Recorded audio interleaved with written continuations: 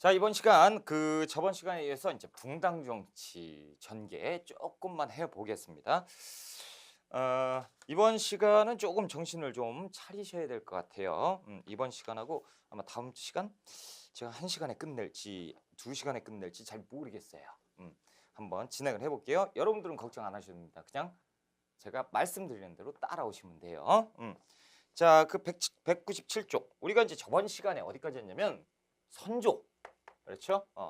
선조부터 이제 들어가는 건데 선조 때 붕당 정치가 시작이 됐어요. 그렇죠? 그래서 사림들이 집권을 하고 이 사림들이 동인과 서인으로 쪼개졌죠. 기억이 안 나시.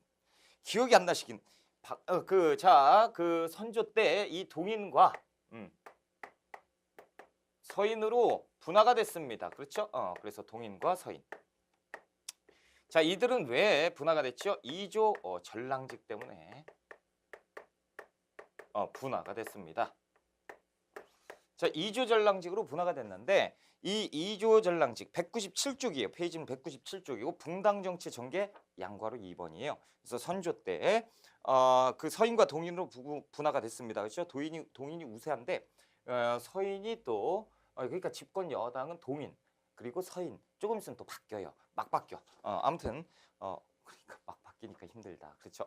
자, 동인에서 이제 동인과 서인이 계속 왔다 갔다 하는 이런 분위기에 이 서인이 조금 선조의 눈 밖에 났잖아요. 그렇죠? 어심을 어떻게 돌려야지 이러고 있는 찰나에 동인 쪽이 이제 분할을 하게 됩니다. 무슨 일이 있었냐면 이 정여립이라는 사람이 있는데요. 자, 이 정여립은 원래는 서인 출신이었어요. 그러니까 서인 쪽은 나중에 우리가 배우겠지만 이의 학통을 계승을 했어요. 그러니까 이가 이제 서인 쪽의 스승이었던 사람이고 그러다 보니까 이제 정여립도 이의 제자라고 볼 수 있죠. 그래서 거기에서 이제 정치에 몸을 담고 있다가 정치 색채가 안 맞으니까 동인으로 갈아탔어요. 그러니까 이제 최초의 정치 철새라고 볼 수 있죠. 서인에서 동인으로 싹 갈아탔습니다. 갈아타고 나서 이 양반이 잘못한 게 있어요. 뭐냐면 서인을 비판하기 시작하는 거예요. 그래서 서인 쪽에 왜냐면 자기가 느꼈을 때는 서인에서 있다가 마음에 안 맞으니까 동인으로 가서 얘기를 할 거 아닙니까? 그래서 서인을 비판하는데 이때 이제 서인 쪽에 이의도 같이 비판을 한단 말이죠. 이 서인들이 문제가 뭐냐면 그런 논리 때문이다. 그 논리는 이의가 만들었고 그러니까 문제가 있다라고 하는데 이 선조는 당시 이의를 굉장히 스승처럼 높이 평가했던 양반인데 이 정여립이 그렇게 비판을 하니까 선조 눈에는 별로 안 좋아 보이겠죠. 그러니까 서인 쪽에 있다가 자신이 있었던 사람 스승을 비판을 해 못된 사람이구만. 그러면서 좀 분위기가 이상하니까 동인 쪽에서도 좀 잘못 받았나? 뭐 이런 생각을 하겠죠. 그렇죠? 그러다 보니까 이제 정치적 고립 상황에 빠져서 정여립이 결국에는 낙향하게 돼요. 그래서 지방으로 이제 낙향하게 됐는데 이 지방 사람들이 정여립의 낙향 소식을 알고 정여립에게 이제 공부를 배워야겠다 그러면서 제자들이 몰리기 시작하는 거예요. 그러니까 정여립이 하나 둘 가르치다 보니까 그 동네 사람들이 정여립이란 그 스승님이 대단한 양반이다 그러면서 이제 그 동네가 엄청 많이 사람들이 몰린 거예요. 그러다 보니까 하나의 조직화가 됐는데 이 조직의 이름을 대동계라고 만든 거예요. 그래서 이 대동계를 만들어 놓고 이제 막 얘기를 하다가 그런데 이제 이 정여립이라는 분도 대단하신 분이 대동계 사상 중에 하나를 만든 게 그게 뭐냐면 평등 사상이에요. 그러니까 당시에 평등을 외쳤던 양반이죠. 그러니까 엄청나게 한 200~300년 빨리 멀리 내다봤던 그런 양반이 정여립이에요. 그러니까 대단한 사람이죠.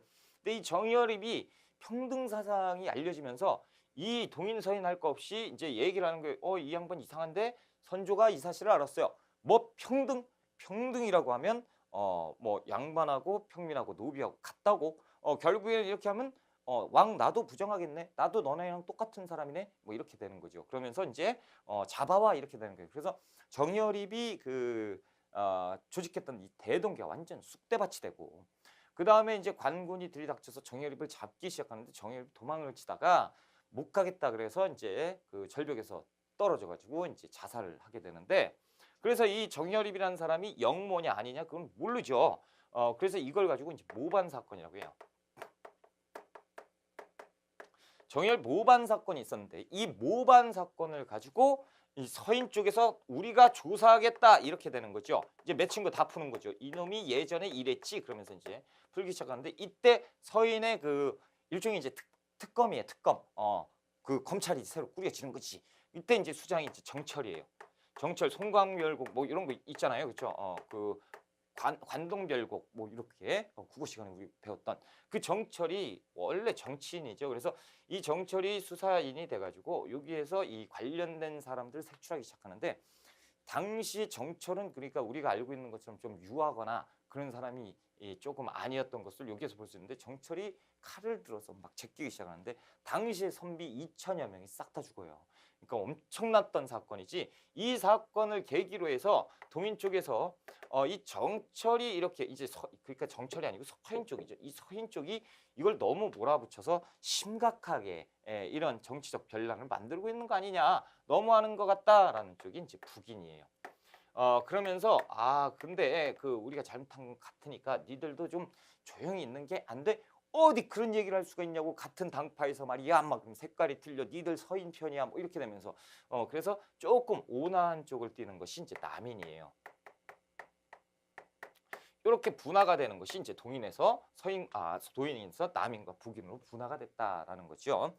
자, 거기에서 보시면 그 선조 동그라미 1번에 니온번에 동인의 분화입니다. 그래서 정열이 모반 사건의 온건파인 남인, 급진파인 북인 이렇게 되는 거죠. 급진파 혹은 거기에다 써놓으세요. 강경파 이렇게. 자, 동그라미 2번 광해군 때 집권을 하는데요. 광해군 때 그 누가 집권을 하냐면 북인이 집권을 해요. 그건 다들 아실 것 같은데 이 당시 정열이 모반 사건과 함께 또 하나의 문제가 또 발전이 생긴 게 있는데 그것이 건저희 문제예요. 그리고 이제 서인 이렇게 이제 세 개의 공타가 이렇게 쪼개지는 건데 건저희 건의를 하는 거죠. 저의를 저희가 뭐냐?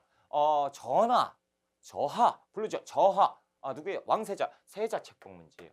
이 세자 책봉 문제에서 이게 또 남인과 북인의 색깔이 좀 갈리는 거예요. 그래서 그 당시에 이제 신성군 쪽 그 선조의 아들내미가 이제 셋이 있어요. 크게 셋이 있는데 우리가 이제 3명만 알면 되니까. 첫 번째는 이제 임해군이 있고요. 두 번째가 이제 광해군이 있어. 그리고 세 번째가 그 신성군이 있는데 신성군은 배다른 동생이에요. 임해하고 광해는 똑같고 친형제고 그리고 신성군은 배다른 동생인데 애기야 애기. 그 당시 애기인데 이 남인 쪽에서는 애기 쪽이 무슨 소리 그러면서 북인 쪽은 즉 광해군. 왜냐면 임해군 같은 경우는 조금 사람이 호전적이에요. 그러니까 싸움 좋아하고 그리고 술 좋아하고 여색을 탐하고 뭐 이래요. 그러니까 나중에 이제 임진왜란이 터졌을 때 내가 일본 놈들을 막겠다 그래서 쫙 가가지고 일본에 포로가 되는. 그러니까 오히려 그 왕족이면서 우리나라에 하여튼 좀 평가하기 좀 곤란한. 그래서 첫 번째는 이제 안 되고 두 번째가 이제 광해군인데 광해군과 선조는 참 갈등 관계예요. 아버지와 아들인데 갈등 관계고 왜 그런지는 조금 이따 알게 됩니다. 제가 이제 임진왜란을 설명을 해드릴 건데 선조 때 임진왜란은 빵 하고 터지죠. 그래서 이 임진왜란 빵 터졌을 때 광해군과 선조의 그 입장 차이가 조금 틀려요. 그러다 보니까 좀 광해군이 돌아와서 선조가 광해군을 그 세자로 인정을 안 해요. 그러니까 넌 내 아들 아니야 막 이렇게 돼버려요. 그때 이제 그 폐세자 직전까지 갔다가 이 광해군이 극적으로 왕에 올라요. 그러다 보니까 광해군을 지지했던 이 북인 세력들이 광해군의 집권 세력이 되고 그 이 남인 그리고 서인이 있는데 이들은 거의 몰락해요. 그래서 남인 혼자 독주하는 그런 세력이 그런 시대가 돼버려. 이것이 이제 광해군의 그 정권이었다라는 거죠. 그래서 북인이 집권을 하게 돼요. 자, 그 책에서 보시면 광해군이 집권했죠. 기역범 북인 집권. 그래서 명과 후금 사이에서 중립 외교를 전개했다. 도대체 뭔 얘기인지 모르겠죠. 조금 이따 한번에 제가 설명을 드릴 거예요. 일단 책으로 보시고. 자, 그리고 인조 반정이 있어요. 그래서 조금 있다가 인조 반정 서인 세력이 광해군을 쫓아내게 되는데 이것은 제가 한 번에 딱 정리를 해드릴 거예요. 자, 198쪽 보시면 동그라미 3번에 인조 있고 동그라미 4번에 현종 있죠. 이 현종은 조금 이따 다시 설명을 해드릴게요. 우리가 일단 여기까지 일단 끊어야 돼요. 이렇게 끊고 책은 왜 그러냐면 책의 순서는요. 어쩔 수가 없어요. 이 붕당 정치를 했기 때문에 일단 써놓을 수밖에 없어요. 여기에서 끊고 중간에 임진왜란하고 호란이 있단 말이죠. 이걸 껴놓고 또 뒤에다 붕당 정치 써놓기 애매하니까 그냥 이렇게 편제가 돼 있는 거거든요. 그렇기 때문에 이 책이 뭐 잘못됐다 이게 아니고 어느 책이든 다 마찬가지로 그렇게 돼 있어요. 그러니까 설명을 제가 해드리고 나중에 한번 쫙 정리하는 쪽으로. 그렇죠? 오케이 좋지요? 좋다고 하세요 빨리. 좋은 거니까. 자 거기에서 봅시다. 이제 일단 여기까지 하고 198쪽에 2번 조선 초기의 대외 관계로 갈게요. 자 양권 1번의 외교 정책의 원칙입니다. 그래서 자 일단 그 조선 전기로 다시 여기까지만 갔어 우리. 여기 더 안 가요. 자 예해전의 시스템으로 한번 들어가 보자라는 거죠. 태조 이성계 때. 자 조선 초기의 대외 관계입니다.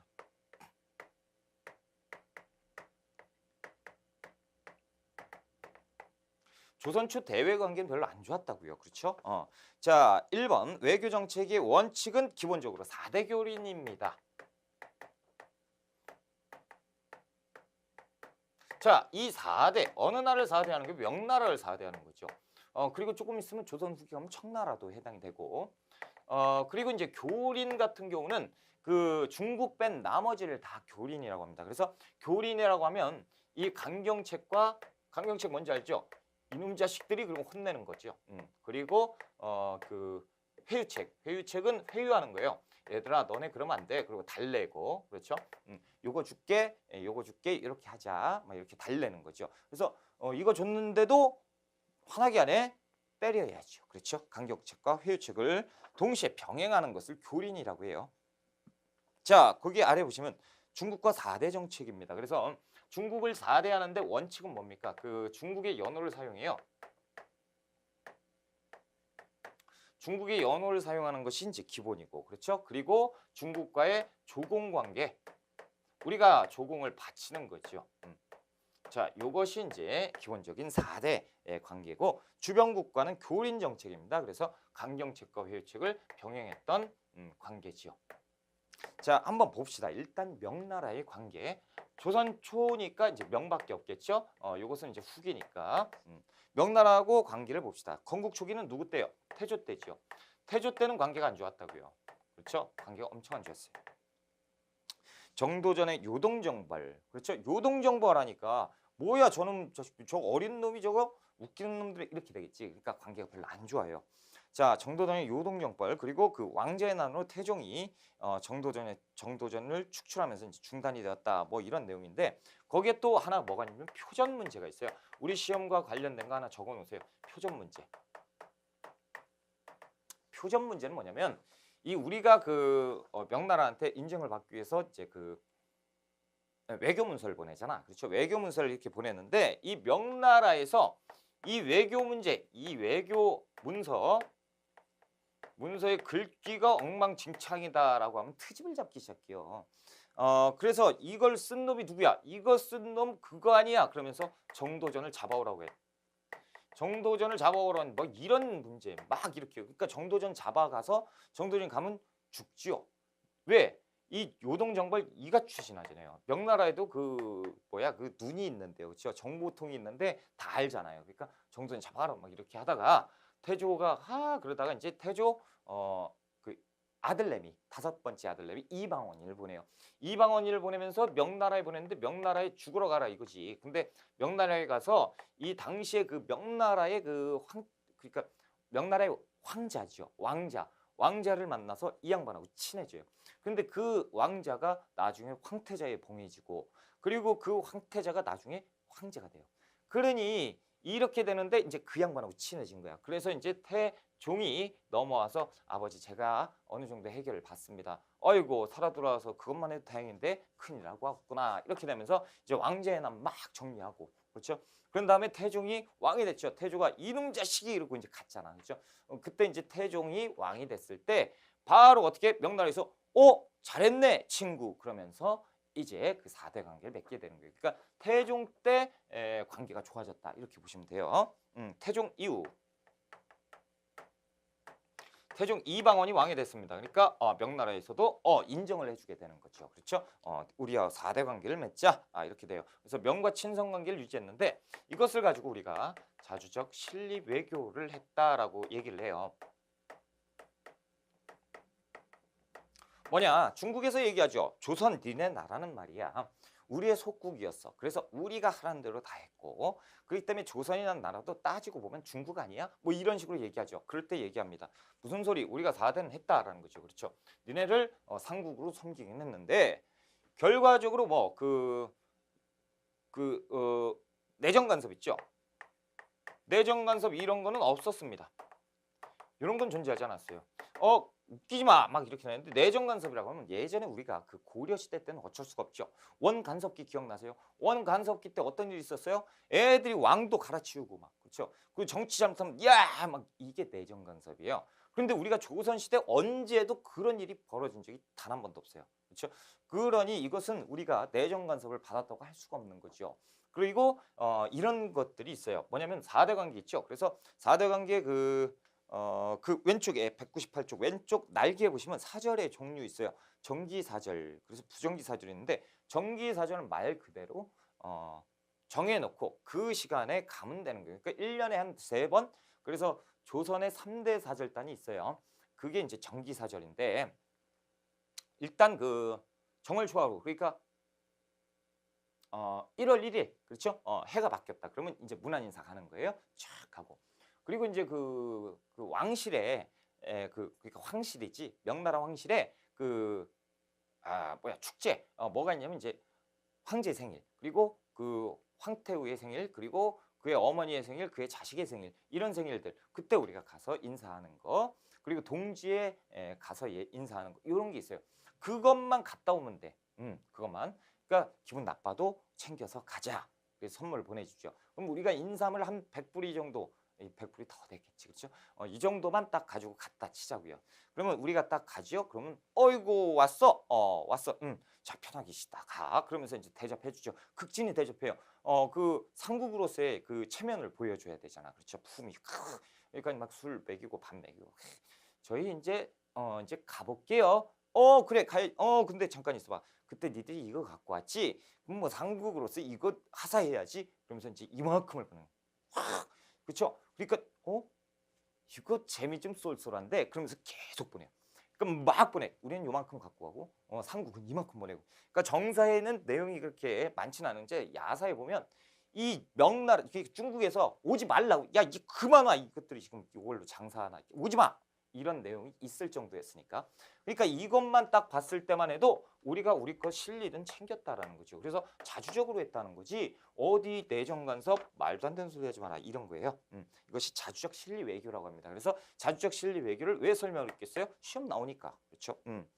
자, 동그라미 3번. 4대 정책이죠. 그래서 매년 부정기, 정기적 사절 파견을 했고요. 그리고 정치적, 문화적, 경제적 목적의 공력이 행해졌고, 그리고 요거 하나 써놓으세요. 조천사. 그리고 연행사. 자, 이것은요 우리나라에서 그 명나라에 파견했던 사절단, 요것은 이제 청나라에 보냈던 사절단, 이렇게 기억하시면 돼요. 그래서 조청사와 연행사를 이제 보냈다라는 거. 자, 그렇다면 이제 명나라 했어요. 기분 나쁘니까 빨리 지웁시다. 뭐 4대 했다고 뭐 지워 빨리. 그리고 이제 교린이 좀 우리가 삼국 같잖아요. 그렇죠? 교린 정책 봅시다. 이제 여진과의 관계예요. 여진, 이유목민 요딴 거 뭐 그렇죠? 한번 봅시다. 자, 강경책 4군 6진을 설치하죠. 그래서 우리가 저번 시간에 공부를 했습니다. 4군 6진. 그래서 압록강과 두만강을 경계로 해서 국경선을 새로 썼지요. 그래서 4군 누구? 최윤덕, 6진 김종서 안 써요. 저번 시간에 했으니까. 자, 거기에 보면 4군은 최윤덕이, 6진은 김종서가, 그렇죠? 그 왼쪽에 그림도 잘 체크를 해주세요. 위치가 거기다라는 거지. 자, 동그라미 2번의 회유책이에요. 그래서 여진족의 귀순을 장려했다라는 거죠. 그래서 이게 강경책이라면 회유책, 귀순도 장려합니다. 얘들아, 니들 거기서 도둑질하지 말고 그렇게 먹을 게 없으면 차라리 귀화를 해. 그래서 귀순하면 우리가 먹을 거 많이 줄게. 이런 거죠. 자, 199쪽. 3인 정책이요. 동그라미 3번. 그래서 이 4군 육지는 또 3인 정책하고 뗄래야 뗄 수가 없지. 그렇죠? 뭔지 설명드렸어요. 백성 이주 정책. 자, 그리고 동그라미 4번. 역시 토관제도가 있잖아요.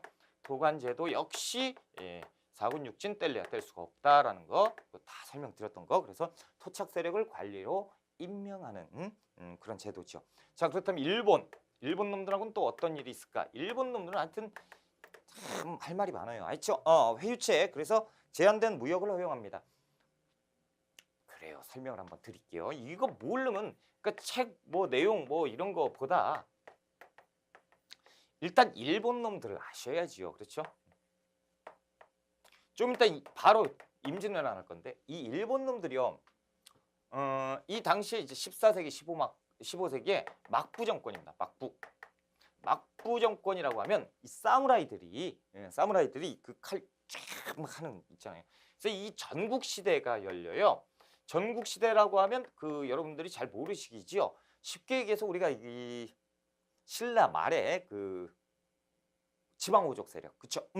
그러니까 알겠죠? 이 지방오족 세력들이에요. 이 하나의 사무라이가 거기에 짱이 되는 거지. 그래서 지가 통치를 다 하는 거예요. 이런 막부 정권이 계속돼요. 언제까지 되면 그 메이지 유신 있죠? 그러니까 근대사까지 얘들이. 그래놓고 누가 누굴 비판하고 있어요. 우리가 뭐 근대사가 없다더니 뭐 역사 왜곡, 한국사 왜곡이라고 하는데 지들은 깡패들이 집권을 했었어. 그렇죠? 아무튼 이렇게 되는 거예요. 자, 그런데 얘들은요. 얼마나 왜구가 많겠습니까? 그렇죠? 왜구가 끊임없이 쳐들어와요. 그러니까 이 왜구하고 그 구분할 줄 아셔야죠. 왜구. 근데 이 왜구가요. 이쪽이 근거지가 많아요. 여기 어디예요? 대마도. 이 대마도가 이제 문제가 되는 거지. 이 왜구의 소굴이 대마도예요. 대마도. 그러니까 얘들은 이제 섬이잖아. 그렇죠? 얘들은 이제 어떻게 보면 그거 아세요? 이거보다 2배가 커요. 우리가 막 그 역사 선생님들 점 4개 찍어 놓으니까 일본이 작구나. 일본 커요. 그래서 엄청 큰 나라예요. 엄청 크진 않지. 2배 큰데. 요 위에는 못 사는 데고. 그러니까 얼어붙어. 하여튼 자, 좋은 얘기만 합시다. 아무튼 왜구가 이렇게 쳐들어오는데 이 대마도의 특성을 좀 아셔야 돼요. 대마도는요. 이 일본의 중앙 정부가 있을 거 아닙니까? 그렇죠? 중앙 정부가 있는데 이 중앙 정부하고도 중앙 정부에서 버린 땅인 대마도예요. 그러니까 중앙 정부의 통제를 일부 받지 않는 데가 또 대마도야. 일본이긴 하죠. 얘들이 일본어 쓰잖아. 그렇죠? 그리고 위치적으로 봐도 조선하고 가깝죠. 그래서 그 왜구가 계속 쳐들어오면 왜구가 이쪽까지 가는데 시간이 걸리죠. 그러니까 꼭 여기 가가지고 그러니까 대마도의 왜구 속을 천진 거야. 그러니까 이 대마도가 왜구인데 이 대마도 도주도 웃긴 놈이에요. 이 대마도 도주도 일본 사람이긴 하지만 중앙정부의 지원을 받는 게 없어요. 그러다 보니까 지들이 알아서 먹어야 돼. 그러니까 이 대마도 도주는요. 지시를 내요. 야, 여기 가서 먹을 거 챙겨오자. 이런 식이야. 그러니까 대마도 도주가요. 매번 혼나요. 그러니까 우리가 맨 가가지고 스시마를 토벌한다. 대마도를 정벌한다 얘기하잖아. 그 왜 그런지 알죠? 왜구가 쓸데없이 계속 쳐들어오니까 이걸 그냥 털어버리는 거예요. 그러니까 이게 가서 우리가 그냥 다 먹어버리는 거지. 이것이 지금 대마도예요. 자, 거기에서 책에 한번 보시면 일본과의 관계죠. 회유책, 제한된 무역을 허용한다라고 하는 것은 뭐냐면 얘들이 계속 쳐들어오잖아. 그러니까 얘들 계속 쳐들어오니까 얘들아 그러지 말고 우리가 이 항구를 열어줄 테니까 정상적인 루트로 무역해. 이렇게 이제 우리가 봐주는 거죠. 그러니까 이제 그래도 그 도적질은 끊이지는 않았지만 도적질이 어느 정도는 감해지겠죠. 왜냐하면 이걸 만약에 도적질 또 하잖아? 닫아버려요. 항구를. 오지마. 오면 죽어. 뭐 이렇게 돼버리죠. 그렇죠? 게다가 또 얘들이 그 쳐들어오는 이유 중에 하나가 뭐예요? 먹을 게 없어서. 그렇죠? 대마도 도주가 얼마나 먹을 게 없으면 막 쳐들어오겠어요. 그러니까 우리나라 왕이 때때로 이걸 줍니다. 세사미두. 들어보셨죠? 이 세사미두는 뭐냐면 얘들 굶어 죽지 말라고 우리나라 왕이 직접 하사하는 거예요. 콩이나 뭐 쌀, 때 되면 쌀도 주고 콩, 보리 이런 것들 막 먹이는 거지. 이 세사미도 몇 석 이런 거 있죠. 이게 이거예요. 그러니까 대마도 도주는 임진왜란이 터지기 전에 오히려 얘들은 일본의 그게 아니고 이 조선 편을 들어요. 그래서 조선이 이런 나라인데 우리 도와줬던 나라인데 일본 니들은 뭐 해줬어? 뭐 이런 쪽이 웃기죠. 이런 관계예요. 그러니까 세사미도 몇 석 그리고 세견척. 세견척이라는 단어도 역시 뭐냐면 무역선을 얘기해요. 그러니까 여기에 무역을 왔다 갔다 할 수 있는 배를 제한을 두는 거예요. 그러니까 얘들이 잘할 수밖에 없겠죠. 잘하면 이걸 늘려주고 세사미도 더 많이 주고 그렇죠. 그러니까 잘한다. 뭐 이런 관계예요. 그러니까 이 세사미도 세견석 이런 걸 모르면 우리가 이걸 그냥 단순하게 외워버린단 말이지. 그렇죠? 자, 일본과의 관계입니다. 동그라미 1번의 회유책. 그래서 제한된 무역을 허용하고 삼포를 개항합니다. 계약조. 자, 동그라미 2번 강경책이죠. 그런데도 쳐들어오니까 털어. 그래가지고 이종무가 가서 대마도를 정벌하는 거죠. 자, 동그라미 3번의 일본과의 관계예요. 죄송하지만 다 외워야 돼요. 세종 원년에 쓰시마섬 정벌 누구예요? 이종무. 세종 때 삼포를 개항해요. 그래서 부산포, 염포, 제포 외워야 돼요. 부산포, 염포, 제포, 삼포 개항 세종 때구나 외워야 되고 세종 때 또 계약조 이것도 시험 잘 나와요. 계약조 그래서 세견척이 50척 그리고 세사미도 200석 이거 다 외워야 돼요. 힘들죠. 자, 중종 때 삼포회란이 발생을 합니다. 못 참겠다 그러면서 애들이 이거 아유 근질근질해서 못 먹겠다 그러니까 다 털어버리자. 그래서 얘들이 이제 쳐들어오는데 이때는 좀 조직화돼서 애들이 쳐들어와요. 그러니까 조선에서 이게 뭔 난리냐 말이지. 그런데 하물며 저 윗동네에서 여진도 같이 쳐들어와. 그러니까 야 이거 정신 한 개도 없네. 야 군대를 막어. 그랬더니 군대 막을 게 좀 마땅치가 않아요. 그래서 만든 것이 비변사입니다. 비변사는 변방을 방비하는 기구죠. 그래서 건물이 있어요. 건물을 놓고 여기에서 이제 비변사에서 일을 보는 거예요. 근데 이 비변사는 상설기구가 아니에요. 임시적으로 만든 거예요.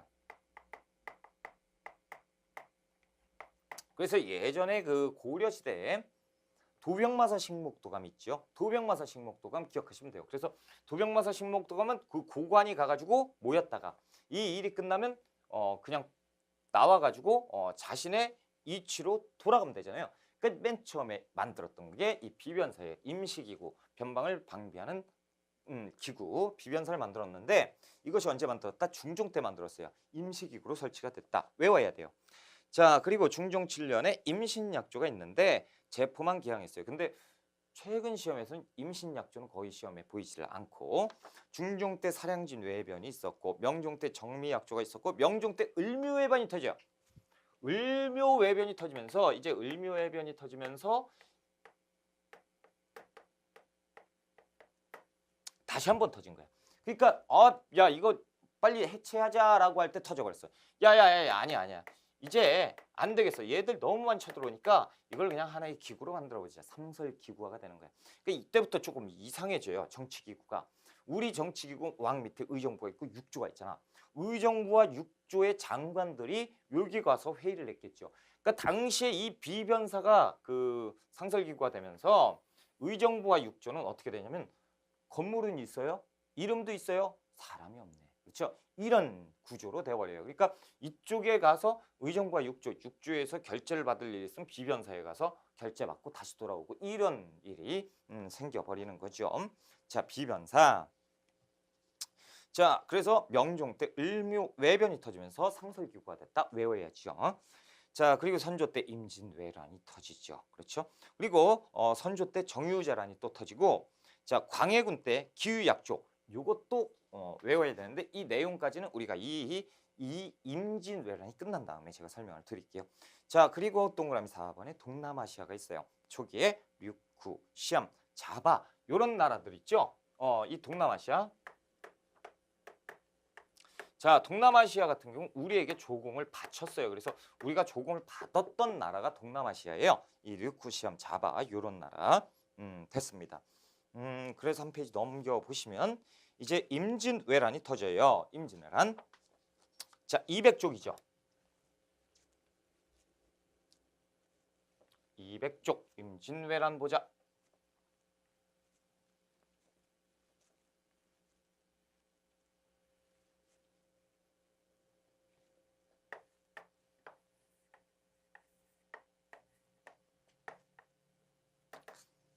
자, 일본 그 200쪽에 보시면 양과로 일본의 외란이 터졌어요. 그쵸? 동그라미 1번 배경이에요. 일본의 통일 누구예요? 도요토미 히데요시죠. 자, 이 일본의 그 막부 정권, 그래서 사무라이들이 이 도요토미가요. 도요토미 히데요시가 그 함자로 그대로 읽으면 풍신수기리가 이 통일을 했죠. 일본 그 막부 정권을 통일을 했는데 이 사무라이들이잖아요. 그렇죠? 그러니까 얼마나 힘이 강하겠습니까? 그죠? 이 도요토미 히데요시는 원래부터 어디 이 명나라를 정벌하기 위한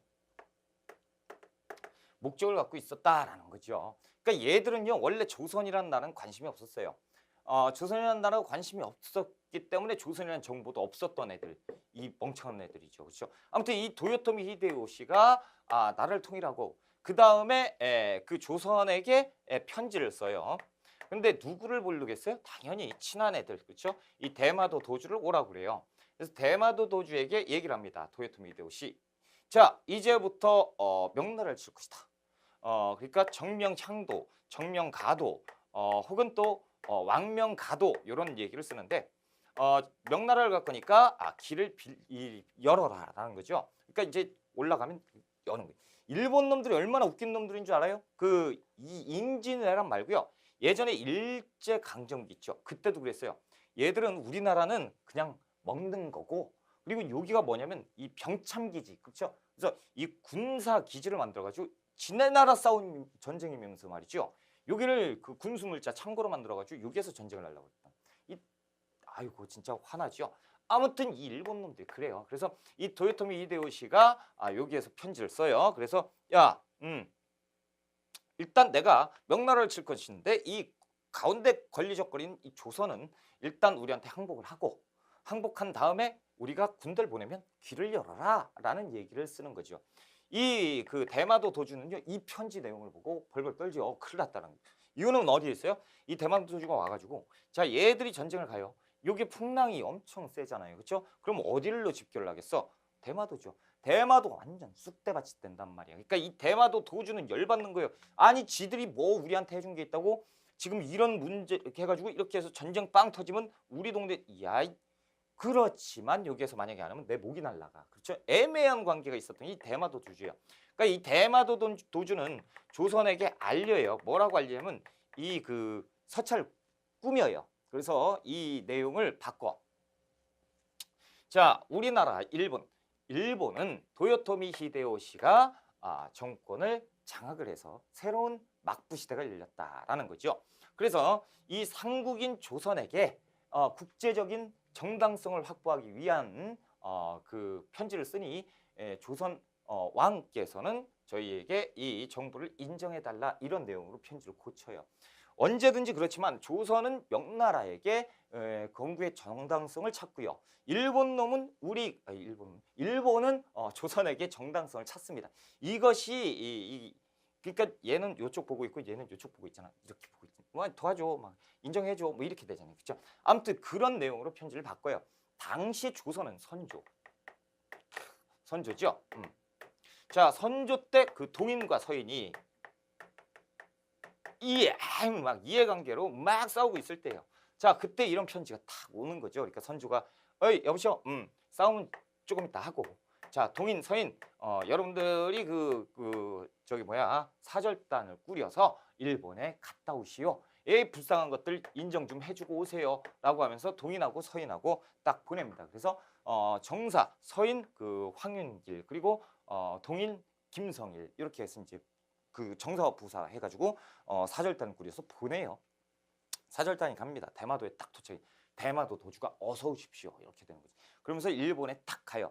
일본 본국에 갔더니 분위기가 좀 이상해요. 애들이 뭘로 무장이 돼 있어요? 조총 무장돼 있고 이걸로 훈련한 정예 부대가 그렇죠. 그리고 얘들은 지금 통일을 했기 때문에 얘들 분위기는 지금 전쟁 분위기요. 이상하지. 그래가지고 딱 도요토미 히데요시 이런 완전 깡패 중에 깡패인가 보다 이런 생각을 하고 있었는데 도요토미 히데요시가 딱 와요. 딱 오더니 조선에서 왔구만. 어떻게 문서 갖고 왔어? 뭐 얘기하는 거야? 한국 문서. 뭐 갖고 몰라? 뭐 이렇게 되는 거지, 그렇죠? 그러니까 이것들이 안 갖고 왔구만. 에이 치워버려. 그리고 이제 가버려요. 그 다음부터 안 만나죠.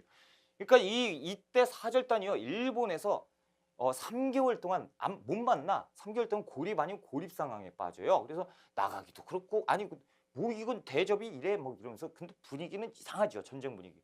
얘는 쳐버려야겠다 이런 생각 들고 그러니까 이제 이때 대마도 도주가 가서 얘기를 해요. 사실은 문선행이 이랬다. 이 동인과서 이걸 왜 진작 얘기 안 했냐 이거죠. 그래서 난리가 확 난 거야. 그래가지고 이제 이 그 도요토미 히데요시를 빨리 만나게 해달라라고 한 거죠. 그래서 도요토미 히데요시를 딱 만나요. 그다음에 이제 머리를 막 쓰는 거지. 이게 지금 우리나라 그 조선 왕께서도 이런 사실을 알고 있으니까. 근데 우리나라 왕께서 칙서를 보냈는데 이 칙서를 안 갖고 왔으니까 저희가 가가지고 이제 이 얘기를 해서 다시 오겠다라고 얘기하죠. 그러니까 도요토미 히데요시가 그럼 그렇지 니들이 빨리 갔다 와. 그리고 이런 거를 이제는 그 왕부로 직접 오라고 그래. 뭐 이런 식으로 얘기를 해버리죠. 이제 가버리죠. 가서 이제 동인과 서인이 가가지고 이제 큰일 난 거죠. 가면서 왕한테 빨리 얘기해야겠다. 그래서 딱 도착을 합니다. 그래서 서인이 선조가 얘기해. 왜 이렇게 오래 있다 왔어요? 뭐가 이렇게 늦었어? 그래 뭐 가서 애들 좀 뭐 잘 놀고 왔지. 그런데 얘들이 가기 전에 도요토미 히데요시가 그래요.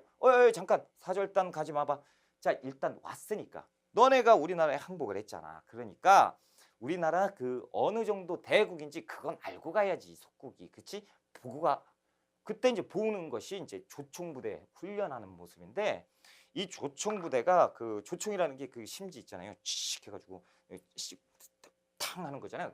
딱 해가지고 빵 쐈는데 뭐가 펑 하더니 저기에서 팍 하고 날아가는 거예요. 근데 우리나라에서도 조총이라는 건 대충 듣고 알고 있었어요. 이 조총의 약점이 뭐냐면 그거죠. 시간이 오래 걸려. 시고 팡. 그렇죠? 그러면 이제 쏜 다음에 어떻게 막 해야죠.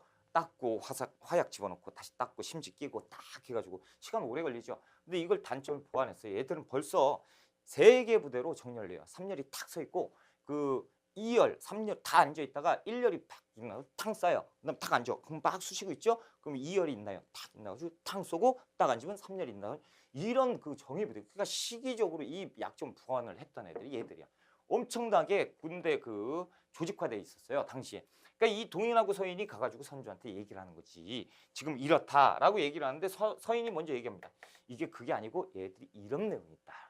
선조가 이거 어떡하냐고 이거 어떻게 합니까 앞으로 그랬더니 이제 동인 쪽에서 어라 이게 아닌데 서인한테 이렇게 어심을 일단 돌려야겠네 그러면서 얘기하는 것이 말 같지도 않은 소리 전하 이것은 전하를 음해하는 얘기입니다. 서인이 깜짝 놀랐지. 이게 뭐 하는 짓이야. 이게 아니고 전쟁의 전자도 꺼낼 수가 없습니다. 얘들 조총부대에 있는데 그거야 우리가 아는 약점이 있고 그래서 얘들 그 키도 작고 그런 애들이 뭔 전쟁을 하겠냐. 전쟁 축에도 웃긴다고 얘기를 해요. 그게 무슨 소리냐 막 싸우죠. 그러니까 그 대신들도 거기서 있다가 동인 쪽 와 서인 쪽 와 이러고 싸우고 있는 거예요. 그러니까 선조가 조용히들 하시오. 전쟁은 과인이 볼 때는 안 날 것이오. 그래서 동인편을 탁 들어버려요. 그러니까 엉망진창이지. 그래 놓고 이제 얘기를 하는 거예요. 대신들은 들으시오. 지금 이제 안 그래도 외란이 그 외변이 계속 있었잖아요. 그렇죠? 외거처들. 안 그래도 조선의 그 민심이 중요한데 그런 일을 하면 안 돼요. 그런 다음에 이제 공표하는 거예요. 야, 우리나라에서 이제 전쟁은 안 일어나니까 전쟁의 전자도 꺼내는 사람은 영무로 간주하겠다. 그 방을 탁 해가지고 전국에 다 붙여요. 근데 지금 하삼도 있죠. 충청도, 전라도, 제주도래. 이 경상도, 이 하삼도 사람들은요. 이 왜구들이요.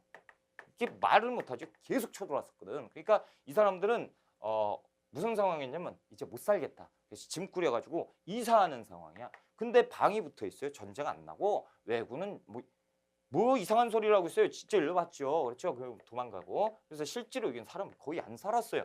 그런 상황이 벌어진 것이 조선 선조 때예요. 그러니까 이게 전쟁이 빵하고 터지는 거지. 그렇죠. 그래서 얘들이 이제 빵하고 쟤들 뭐하는 애들이야? 그리고 전쟁하자 그러면서 20만 대군이 싹 몰려오는 거예요.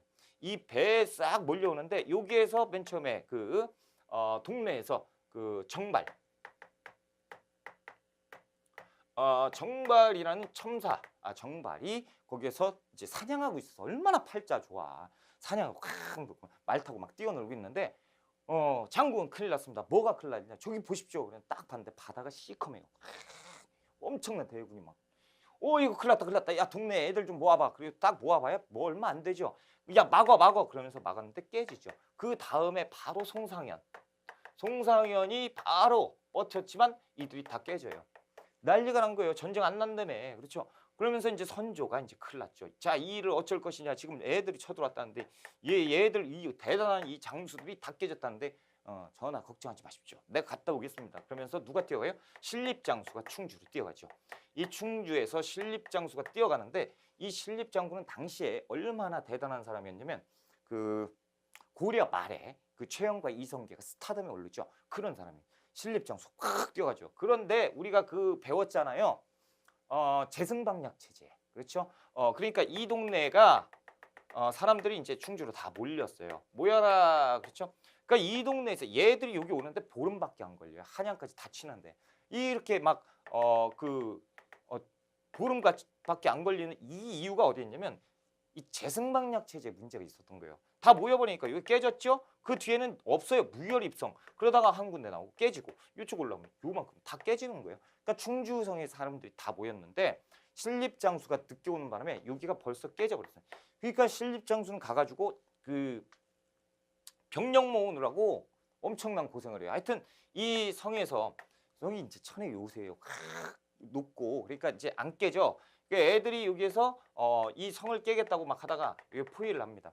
포위를 하니까 이거 큰일 났다 막 이러다가 이 포위한 상태에서 몇 명이 이렇게 가요. 몇 개 부대가 나뉘어서 일본 애들이 야야야 나는 니들 공격 안 하고 나 니네 왕 잡으러 갈 거야 그러면서 이렇게 돌고 이렇게 가요.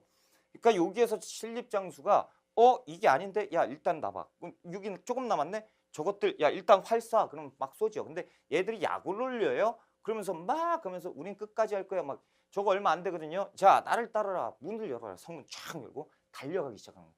쫙 왜 달려가는지 몰라요. 하여튼 허벨판으로 뛰어가요. 뛰어가서 보니까 너무 멀리 왔지. 그랬더니 저쪽에 아까 이렇게 가 있었던 일본 놈들이 쫙 깔려 있는 거예요.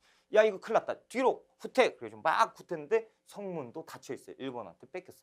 큰일 났죠. 그러니까 이제 거꾸로 역으로 해가지고 모인 거 딱 해서 배수해진을 치는 거야. 뒤에다 탁 놓고 여기에서 다 죽는 각오로 싸워라. 그런데 깨져버리죠. 그래서 여기에서 신립도 자살을 택해요. 그래서 죽어버려요. 그러니까 여기에서 이런 상태가 돼버리니까 이 선조가 큰일 났죠. 이제 큰일 났다. 자 피난 가자. 어딜로? 평양성으로 피난 가려고 했었어요. 평양성. 근데 평양성으로 피난 가려고 했었는데 자 이 피난길에 올릴 때 안 된다고 신하들이 막 그래요. 야 그래도 이 충성이 그게 아니고 일단 세자 책봉을 해야 된다 이거지.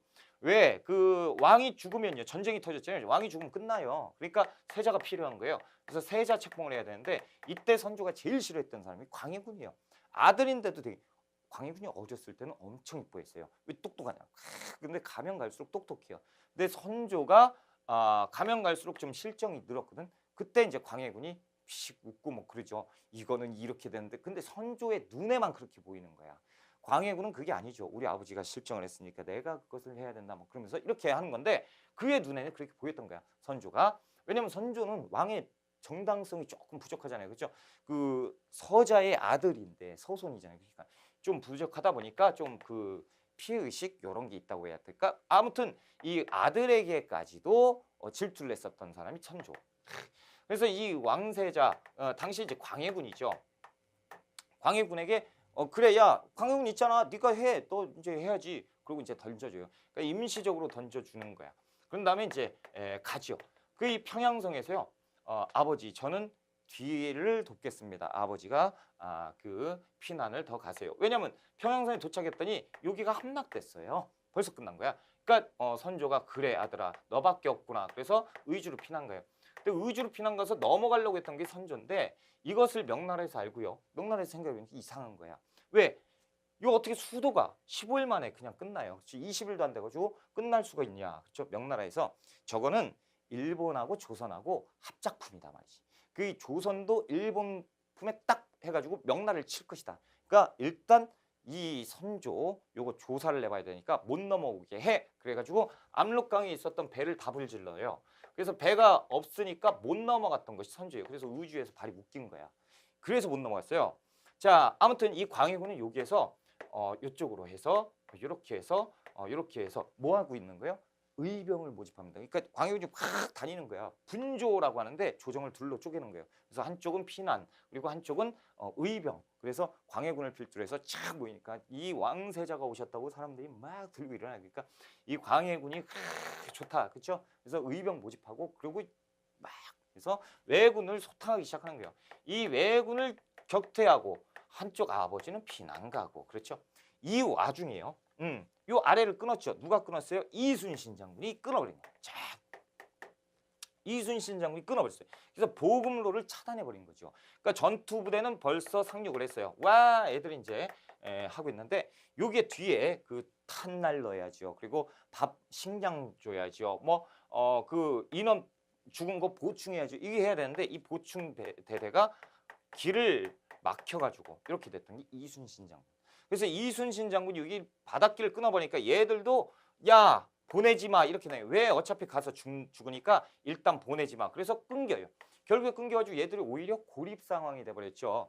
그때 선조가 계속 명나라에 원군을 요청해요. 도와주세요, 도와주세요. 명나라는 시끄러워, 쟤들 도와줄 필요 없어. 뭐 이런 식이었고, 그때 요 그 이순신이 바다의 길목을 막는 순간 요쪽 동네에 여기 저기 할 거 없이 누가 출연해요? 복병. 일본 놈들이 봤을 때 복병, 의병장들이 출연하는 거죠. 와, 우리가 살자. 그러면서 우리가 우리나라를 구해야 된다 그러면서 의병장들이 출연하면서 이 의병장들이 싹 다 이 일본 놈들을 죽이기 시작하는 거지. 이제 역전이 된 거예요. 이게 명나라에서 큰일 났죠. 야, 가만 있어봐.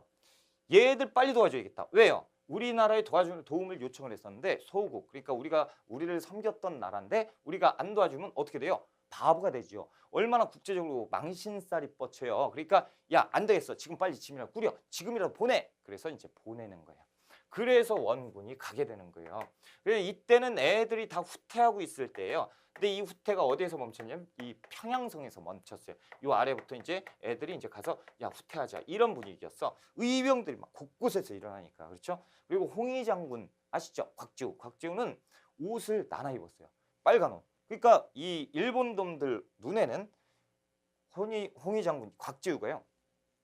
여기 있다, 저기 있다, 여기 있다, 여기 있다 이렇게 막 동해번쩍 서해 홍길동이지, 그렇죠? 분신술을 쓰는 거야, 뭐야 이런 걸로 보일 정도.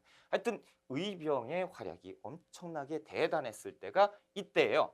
그러니까 이제 명나라에서 군대를 꾸립니다. 그래서 보내요. 그러니까 여기에서 유성룡하고 명나라 장군하고 이제 만나게 되죠. 그래서 이렇게 돼서 우리의 조선의 관군 그리고 명나라 조명 연합군이 형성이 되고요.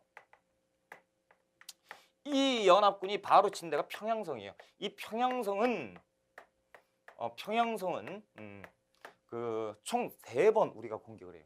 하는데 안 끝내. 이 평양성이 엄청, 오히려 우리가 평양성을 지배하고 있을 때는 엄청나게 좋지만 오히려 우리가 우리 걸 탈환하는데 너무 오래 걸려요. 너무 높고 성벽이, 그렇죠? 그러다 보니까 이제 조명 연합군과 해서 마지막 이제 4번째 공격에서 드디어 탈환을 하게 되는 거예요. 그래서 평양성을 탈환하면서 이제부터 전세가 확 바뀌어요. 얘들은 걸음아 날 살려라 도망가고 있고요. 우리는 얘들 쫓으면서 죽이기 시작하죠. 그래서 얘들은 여기에서 더 이상 못 가겠다. 그래서 여기 진지를 구축하고 여기에 성을 쌓아요. 그러면서 여기서 끝까지 방어해요. 거꾸로 됐죠. 그러면서 이 일본 놈들이 이제 명나라에게 얘기하죠. 얘들아, 우리 잠깐 휴전할래? 라고 휴전협정을 체결하자라고 휴전 제의를 하는 거예요. 자, 이 휴전 제의를 받고 명나라에서 잘 됐죠. 왜 남의 나라에서 내 새끼들을 죽여요? 그렇죠? 그러니까 명나라에서 휴전 제의 받아요. 받으면서 얘기하는 거죠. 자, 그 일본 놈들이 얘기하죠. 조건이 있다는 거예요. 이제 전쟁은 일단 멈추자. 그러니까 공격하면 안 돼. 알았어. 그런 다음에 명나라에서 얘기하는 거지. 예, 조선아, 잘 들어봐. 니들 여기에서 절대 이제 일본 놈들 때리면 안 돼. 라고 얘기하죠. 그러니까 이때 반기를 들었던 게 누구냐면 이순신 장군이에요. 이순신 장군이 이 말도 안 되는 소리 하지 말고 나는 계속 공격할 거라고 계속 공격해요. 일본 놈들이 계속 명나라한테 저는 왜 그래? 라고 얘기하니까 이 명나라에서 선조한테 얘기해요. 너 나 짐 싸서 갈까? 이렇게 되니까 이제 선조가 얘기하는 거죠. 이순신은 들어라. 싸움을 중단하길 바란다. 그러니까 이순신이 쓸데없는 소리라고 그렇죠. 절대 안 된다고 라고 얘기. 저기 어명을 거저 영문에 잡아와. 그 어떻게 전쟁 상황에서 장수를 잡아올 수가 있어요? 잡혔어요. 끌려갔어. 그래가지고 선조 앞에서 선조가 얘기하죠. 너가 지금 내 말도 어기고 전시 상황에서 그럼 어떻게 되는지 알지? 죽어야 돼. 그랬더니 이제 목숨을 구걸해요. 이순신이. 아니다, 살려주시오라고 얘기하죠. 그러니까 아이고 그럼 그렇지, 네가 목숨, 그게 아니고 그 장수가 죽어야 될 때는 전장터다라는 거죠.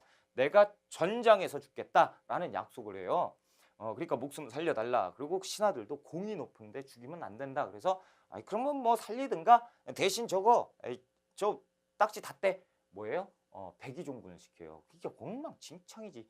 왜 그러냐면 이때 당시에 그것도 아셔야죠.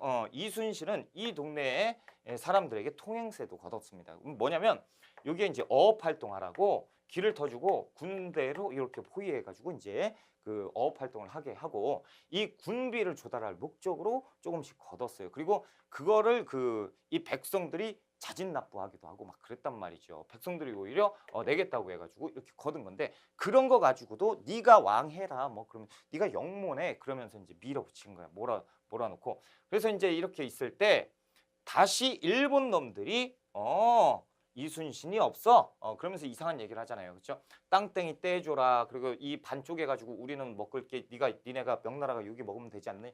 말도 안 되는 소리니까 명나라가 안 된다 안 된다. 그렇지 때가 됐지요. 그래서 애들이 다시 쳐들어오니 그것이 정유년에 일어난 재침, 정유재란이에요. 자, 정유재란이 터져버린 정유재란은요 아주 그냥 더욱더 살벌하게 터져요. 이 일본 도요토미 히데요시가 막 분노해가지고 이제 막 상금을 내거는데 뭐냐면 자 이번에 이제 조금 있으면 다시 쳐들어갈 거거든. 지금 시간을 벌어놨어. 뭐에 휴전이 없죠. 그러니까 다시 쳐들어갈 건데 이번에는 가서 먼저 여기에다 깃발 꽂는 사람들 니네 땅으로 줄게. 그리고 여기에서 포상할 건데 그 조선에 가서 조선 관군을 죽이면 많이 죽인 놈들만큼 공치사를 할 거야. 이렇게 돼요. 그때 일본 놈들이 들어와서 정유재란 이후에는 사람 코 잘라가고 귀 잘라고 그게 거기에 있어요. 수셀라고. 아주 아무튼 이 정유재란 때 이 재란이 터져요. 그러면서 이때 원균이라는 사람이 이순신의 자리를 대신해요. 그래서 이순신 부대가 엄청났어요. 당시에 판옥선이라고 하잖아요. 전투부대. 그렇죠? 판옥선에 덮개를 붙인 것이 거북선이에요. 근데 판옥선이 이 조선의 전투함인데 이 판옥선이 거의 200척이 있었어. 그것을 원균이 지휘를 해요. 근데 원균 장수가 어디 사량진에 가가지고 몰살 당하잖아요. 한 척도 안 남아요. 다 불타버려요. 그 한 척 남은 거, 이 한 척을 가지고 그 사량진 주민들이 그것을 이제 뒤에다가 숨기고, 그리고 이 원균 부대가 돌격 앞으로 했을 때 난 싫어 그래가지고 도망간 부대가 있거든요. 이 부대가 12척을 갖고 있었어. 그래서 12척만 살고 다 없어요. 그냥 완전 몰살되니까 이제 일본 놈들이 약진하는 야 돌격 앞으로. 이제 선조가 이순신을 부르죠. 이순신 불러가지고 내가 잘못했어. 내 모든 잘못을 저기 할 테니까 당신이 나라를 구해주시오. 뭐 이렇게 돼. 하여튼 엉망진창이에요.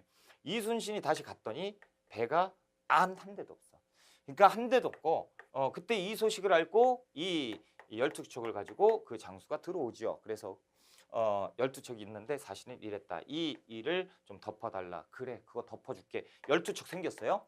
그리고 이 사량진 해변 여기에서 사량진 주민들이 한 척 요거 수리해서 쓰세요. 그래서 한 척. 그래서 총 13척 가지고 여기에서 시작하는 거야. 군사 다 죽었어요. 군인도 없어. 그래서 이 소식을 알고 이 원균이 얼마나 폭력적이었냐면 자기 말을 안 듣죠. 이순신 장군하고 틀리잖아요. 그러니까 이순신 장군 완전히 딱딱해가지고 하는데 장군 그러면 우리 다 죽습니다. 그래? 나한테 죽든가 뭐 이렇게 되는 거예요. 그러니까 뭐 엉망진창했어요. 그러니까 그때 이제 다 잘라버려요. 원균이 너 야 백수 시켜버려. 너 집에 가. 너 같은 거 필요 없어. 그래서 백수가 됐던 그때 쫓겨났던 장수들이 이순신 복위 소식을 알고 다시 가요. 그래서 복권되셨다며요. 저랑 같이 합시다. 그러면서 조금씩 꾸려가지고 다시 세력을 모아요. 그래서 13척이 만들어진 다음에 어디지? 명량. 그렇죠. 명량의 바다가 물살이 엄청 세요. 근데 여기를 통과할 수밖에 없어. 왜냐면 여기는 수심이 깊어가지고 일본 놈들이 못 와요. 근데 여기를 통과해서 가야 되거든. 근데 여기로 가자니 수심이 얕아가지고 다 깨지고. 그래서 여기를 통과할 수밖에 없는데 물살이 엄청 센 게 이게 명량. 여기에서 13척을 가지고 버티고 있죠. 근데 물살이 엄청 세잖아. 근데 여기에 당시에 300척이요. 330척이요. 그러니까 330척이 이렇게 올 때 13척 가지고 버티고 있었고 얘들이 웃기죠. 아이고 코웃음을 치죠. 참 이순신도 이제 맛이 갔구만. 13척 가지고. 근데 오는 순간에 여기에 이제 사람들이 밧줄 쇠사슬 연기를 해서 쫙 당겨버리죠. 그 여기 한 100척이 들어왔을 때 이때 여기에서 이게 바뀌죠. 그렇죠? 진영이 바뀌어서 공격을 하는데 이때 100척이 순식간에 오냐? 그게 아니고 물살이 바뀌어요. 쫙 바뀌어. 그러니까 얘들이 여기에서 걸려버린 거야. 그러니까 여기에서 그냥 다 박살 낸 것이 이게 명량해전이라고. 그렇죠? 명량대첩. 그런 다음에 이걸 열고 가서 얘 걸어마 날살려라 200척이 다 도망간단 말이에요. 13척한테 다 격파를 하는 것이 이렇게 해서 얘들은 이제 도망가고 이것이 명량해전이니까 시험에 나오는 거예요. 엄청난 대전이죠. 그렇죠? 그러면서 여기는 이제 다 바닥이 났고요. 그리고 얘들이 이제 항복해버리는 거예요. 도요토미 히데요시가 이 충격으로 세상을 떠버려요. 그러니까 애들이 후퇴하자. 그리고 후퇴하는 애들 이런 상황이에요. 그때 이순신이 끝까지 막죠. 그것이 마지막 해전 노량해전이죠. 노량해전에서 끝까지 막고 다 대파시킨 다음에 얘 애들 몇 척 안 남은 배들을 끝까지 추격하지요. 끝까지 추격을 하고 전투선 대장선이 그냥 돌격포로 쫙 가서 혼자 가서 근데 이제 갑옷도 안 입고 그리고 갑옷도 안 입고 막 지휘를 하는 거야. 빨간 옷 입고 쫙 저 진격하라 막 그러니까 눈에 확 띄죠. 그러면서 이제 북치고 있어 막 돌리고 막 가라고. 그러니까 여기에서 이제 그 부하들이 대장선 이상해 빨리 붙여 그래가지고 장군 그러면 안 됩니다 안 됩니다. 근데 다 시끄럽다 그러고 난 돌격을 해요. 대장선 혼자 막 가가지고 한가운데서 싸우는데 그때 총을 한 대 맞는 거지. 그러고 이제 가는 거. 그러니까 제가 볼 때는 자살한 게 아닐까.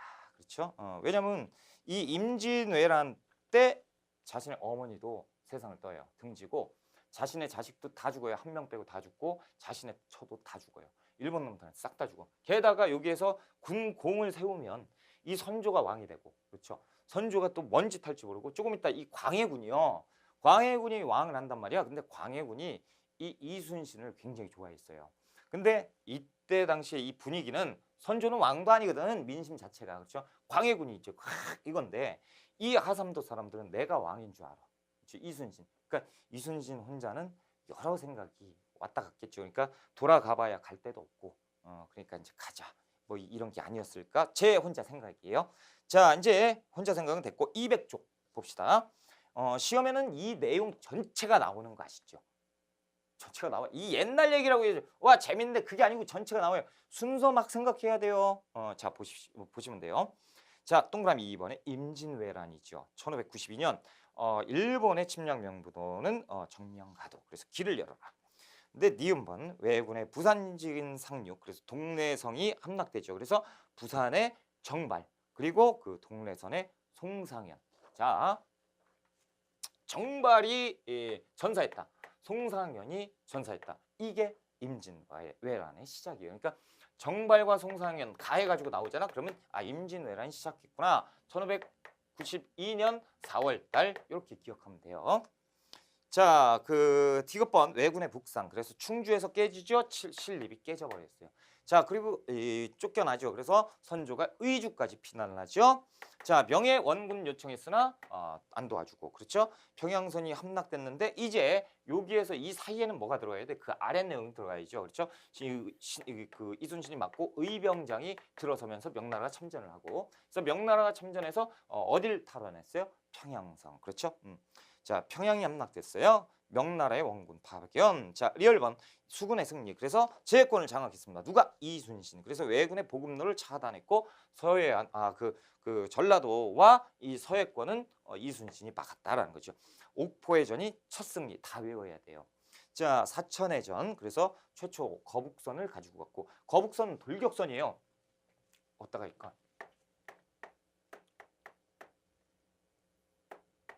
이렇게 해서 이렇게 생긴 게 이제 판옥선이에요. 그래서 이렇게 생긴 건데 여기에다 이제 딱 하고 용머리를 딱 해놓은 거지. 그러니까 원래 판옥선이 여기에서는 장군이 이제 지휘하는 거지. 돌격하라 뭐 이건데 이걸 덮어버렸어요. 그리고 이거 덮고 이 동네 사람들, 마을 사람들한테 다 못 쓰는 칼 있죠? 이 칼 뭐 쇠코챙이 녹 쓰는 게 더 좋아. 왜? 이게 있으면 막 올려요. 그거 다 꽂으면 이제 파상풍 걸리라고. 그치? 얼마나 좋아. 그러니까 이런 거 다 해가지고 이 만든 것이 이 거북선인데 거북선의 단점이 있죠. 뭐야? 시야 확보가 안 돼요. 그러니까 이 거북선은 뭐 하는 거냐면 이 진지가 있잖아. 아까 이런 데 있죠. 그러면 엄청난 애들 있잖아. 그럼 얘들이 진열을 정비하고 있잖아요. 착 대열 맞춰가지고 그러면 그 곳으로 뛰어가는 거야. 거북선은 한 척이 아니에요. 그렇죠? 쭉 들어가요. 그러면 쭉 들어가면 애들이 놀래지. 뭐야 얘. 그럼 막 총 쏘고 활 쏘고 그래봐야 괜찮아요. 갑선이니까. 그렇죠? 그리고 가가지고 그 한가운데서 양 사이드에 다 뭐가 있어요? 구멍이 다 있죠. 거기 포가 있고 거기에서 이제 빵 하는 거죠. 그러면 이제 애들이 그냥 팍 대열이 흐트러지고 대열이 흐트러졌을 때 판옥선이 거기에서 확 하는 것. 이게 이제 그 이순신 장군의 전술이었는데 원균 장수가 자 됐습니다. 원군 장군의 후손도 있으니까 제가 적당히. 자 거기에서 보시면 잘못한 건 잘못한 거죠. 자 옥포해전 첫 승리 사천해전에서 거북선을 썼고요. 한산도해전 거기에서 하객진 정법 그래서 한 10척밖에 안 되는데 100여 척을 한 번에 싹 몰아 버렸어요. 하객진 요거잖아요. 항날개 그렇죠? 그래서 요 끝에 돌격선 2개, 거북선 2개 있고 애들이 이렇게 올 때 거북선이 이렇게 가서 빠방빵 그러면 애들 정신없죠? 여기에서 그냥 막 이게 그 유명한 한산도 대첩이에요. 적 100여 척을 그냥 격파를. 한산도 대첩은 1592년 7월 달에 있었어요. 그렇죠? 그러니까 이 다음달. 자, 의병의 활약. 이제 의병장은 전직 관료나 유학생 승려 이런 사람들이 의병이었고 자, 익숙한 지형과 그에 맞는 전술을 활용했다. 왜군에게 큰 피해를 줬고 곽재우 다 외워야 돼요. 경상도 의령 그리고 김천인 나주 조원 영규는 충청도 옥천 유정 그리고 휴정 대사가 있죠. 스님들이에요. 그래서 유정 대사 금강산, 휴정 대사 묘향산. 자 전세 전환 그래서 조명연합군이 평양선을 탈환했다. 1592년 12월 달 그렇죠? 자 관군의 활약 진주대첩 김시민 그리고 관율의 행주대첩 이 이후에 있었던 것이고 왜군이 휴전을 제위했죠. 그래서 이 휴전을 제위했는데 이때 만든 것이 뭐냐? 훈련도감. 우리가 바보가 아니잖아요. 그 휴전했을 때 요 안에서는 훈련도감을 만듭니다. 유성룡이 건의를 해요. 유성룡이 이제 우리가 조총부대에 대항할 부대를 만들어야 된다. 그래서 포수, 사수, 살수, 삼수병을 양성을 합니다. 그래서 총이나 칼이나 창, 살수, 사수는 활, 그렇죠? 그리고 포수는 총. 이를 조총부대 이렇게 그래서 이걸 가지고 삼수병이라고 하는데 이 훈련도감 처음으로 만들고 그래서 훈련도감 그리고 조금 있다가 어영청, 총영청, 수어청, 금유형 5개를 만들거든. 그것이 뭡니까? 조선 후기의 5군형이에요. 이 5군형이 처음 만드는 것이 훈련도감 중앙군이에요. 자 그리고 그 아래 보시면 옆에 보시면 소고군은 전쟁 때 사람 많이 죽었잖아요. 보충해야지. 양반에서 노비까지 편제를 해요. 실질적으로 양반이 뛰었겠어요? 그러니까 노비나 상민만 남아서 여기에서 전쟁을 했다. 소고군. 자 조총을 만들고 화포 썼고 일본이 휴전 제의를 했어요. 근데 3년 만에 깨졌죠. 얘들이 진짜 휴전을 하려고 했던 게 아니고 재정비했던 거죠. 자 정유재난이에요. 왜군에게 패배합니다. 자 조명연합군이 직산전투에서 깨져요. 그리고 이순신이 명량에서 대파를 시켜버리고 201쪽 왜군이 절수하죠. 도요토미 히데요시가 이 충격으로 죽어요. 그 다음에 그 아래에서 보면 노량해전 1598년 11월 달 노량해전에서 끝이 났다라는 게 이 모든 것이 시험에 다 나옵니다. 큰일 났어요. 그렇죠? 자, 전란의 극복과 영향은 어차피 이것이 이어지는 내용이기 때문에 조금만 쉬었다가 바로 할게요. 조금만 더 쉬세요.